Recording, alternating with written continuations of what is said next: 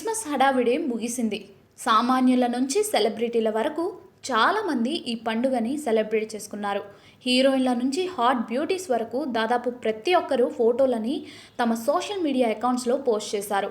Almost సోమవారం అంతా Christmas పిక్సే కనిపించాయి.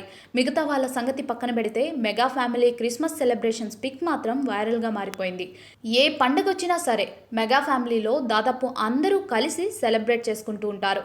తాజాగా క్రిస్మస్ జరగ్గా యంగ్ హీరోలతో పాటు కజిన్స్ అందరూ ఒక్కచోటకు చేరారు. అల్లు అర్జున్, రామ్ చరణ్ కూడా ఒక్కటిగా కనిపించడం ఆయా హీరోల అభిమానులకు మంచి కిక్ ఇచ్చింది. ఎందుకంటే గత కొన్ని రోజుల నుండి ఈ హీరోల మధ్య బాండింగ్ సరిగా లేదని రూమర్స్ వచ్చాయి. అలాగే ఈ ఏడాది చరణ్ పుట్టినరోజున అల్లు అర్జున్ బర్త్డే విషెస్ చెప్పకపోవడం, అల్లు అర్జున్కి నేషనల్ అవార్డు వచ్చినప్పుడు చరణ్ సోషల్ మీడియాలో ఏం విష్ చేయకపోవడం తదితర అంశాల వల్ల వీళ్ళిద్దరి మధ్య సఖ్యత లేదని అనుకున్నారు. కానీ తాజాగా క్రిస్మస్ సెలబ్రేషన్స్లో వీళ్ళు కలిసి కనిపించారు.